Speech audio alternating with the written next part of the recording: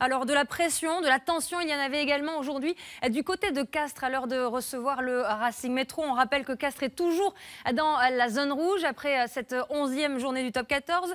Et forcément, le seul motif de satisfaction pour les Castrais et les supporters, eh bien, c'est l'invincibilité à domicile. Donc avant de recevoir le Racing Métro, cette série, elle parle puisque Castres n'a plus perdu à Pierre-Antoine depuis le 30 décembre 2012, une série de 24 matchs, presque 2 ans d'invincibilité à la maison. Philippe Groussard, de toute façon, cette invincibilité à domicile à Pierre-Antoine, c'est une condition sine qua non pour le maintien en fin de saison. Oui, et puis les Castrais avaient envie d'enchaîner avec une deuxième victoire. Ils avaient battu Toulon lors de la précédente journée. En clair, les Castrais avaient envie de lancer définitivement leur saison lors de ce match face au Racing. Un match qui se disputait dans des conditions compliquées avec de la pluie, beaucoup de vent. Les Racingmen ont d'ailleurs choisi de jouer en première période face au vent et de jouer simple, efficace, avec notamment des ballons portés comme ici, qui amènent une première pénalité pour le Racing. Mais encore faut-il les mettre. Johan Goosen trouve le poteau. Les Racingmen qui insistent dans l'axe notamment, on essaie de jouer, je vous le disais, de façon très simple, très pragmatique. Et puis quand ça ne fonctionne plus, il y a toujours un petit coup de jeu au pied, pourquoi pas, dans le dos de la défense de Castres, avec ici Rory Cocotte qui va sauver in extremis son équipe. Il concède certes la touche. Rory Cocotte qui avait passé une pénalité en début de match qui permettait à Castres de mener 3-0. Sur la touche qui suit, la combinaison du Racing qui marche, qui fonctionne avec le premier essai de cette rencontre marqué par Venceslas Loré. On joue alors depuis 23 minutes et pour la première fois du match, le Racing passe devant pour mener 5-3 sur la pelouse de Castres. Une pénalité en plus pour Goosen, ça fait 8-3. David Derrick-Carrère et Rémi Thalès cherchent des solutions. Mais ce sont toujours les Racingmen qui monopolisent le ballon. Plus de 60% de possession durant cette première période. Avec le Racing qui enchaîne les temps de jeu dans les 22 mètres de Castres. Avec ici Loré une nouvelle fois qui est pris. Mais le ballon est toujours en faveur du Racing. On enchaîne les temps de jeu avec Kruger ensuite. Et puis il y a Johan Goosen, le demi d'ouverture du Racing, qui s'est mis en position de drop. Le ballon lui parvient. Et il frappe ce drop qui passe entre les perches.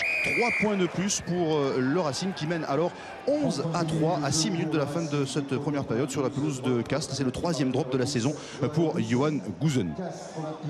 Alors certes, juste avant le retour au vestiaire, Rory Cocotte va quand même passer une nouvelle pénalité pour ramener les Castrés à 5 petites longueurs. 11-6 à la pause en faveur du Racing. Les anciens Castrés du Racing, même ceux qui ne jouaient pas, ont fait le déplacement jusqu'à Castres. Et puis en seconde période, on retrouve une équipe de Castres face au vent cette fois qui va décider de remonter les ballons à la main et qui ose, qui tente des choses, qui montre de l'envie avec ici Martial qui déborde sur le côté, retour intérieur sur Lamora. Lamora qui est pris, mais la bonne défense du Racing qui récupère ce ballon. Il y a toujours un petit grain de sable qui empêche les Castrés de trouver la faille dans la défense du Racing, comme ici avec ce ballon récupéré une nouvelle fois par les Racingmen pour la plus grande déception des coachs de Castres.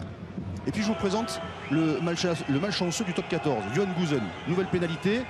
Et une nouvelle fois, il va trouver le poteau. C'est la 2e fois de ce match. Ça fait 6 fois depuis le début de la saison que Goosen trouve le poteau. Et à chaque fois, c'est un poteau sortant, jamais de poteau rentrant pour le Sud-Africain. Et puis en plus, les Castrés se mettent régulièrement à la faute, notamment dans les rugs. Alors évidemment, à force, de temps en temps, Johan Goosen passe une pénalité en trouvant le poteau du milieu. Cette fois, 3 points de plus, qui fait 14-6 en faveur du Racing. Et le chrono qui tourne, Castres qui continue d'essayer de trouver les failles dans la défense du Racing, avec ici encore une belle attaque avec ce ballon pour Diarra pour Martial. Il ne reste plus que 5 minutes à jouer. Martial qui croise avec Caballero, mais Caballero qui va au contact sur Diarra. Encore une fois, une action gâché par les Castrés. Il y a toujours quelque chose qui ne fonctionne pas dans les attaques castraises. Castres qui continue d'attaquer. Vous entendez la sirène, c'est la dernière action de ce match. Les Castrés qui ont perdu cette rencontre. Il faut aller chercher le point de bonus défensif avec ici Thalès qui ose lui aussi. Montes qui cherche Palis, le ballon qui retombe dans les mains de Boardman. On s'approche de la ligne d'en but des Racingmen. Le ballon est toujours en faveur des Castrés et puis les Racingmen se mettent à la faute. Ce sera donc une pénalité en faveur de Castres. Il faut passer les 3 points pour aller chercher le point de bonus défensif et David Derrick-Carrère l'a bien compris, il ne faut pas s'enflammer, c'est pas la peine d'aller chercher un essai, ça servirait à rien. 3 points seulement, 3 points que va trouver Rory Cocotte. Et au final, c'est le Racing qui s'impose 14-9 sur la pelouse de Castres. Le point de bonus défensif pour les Castres.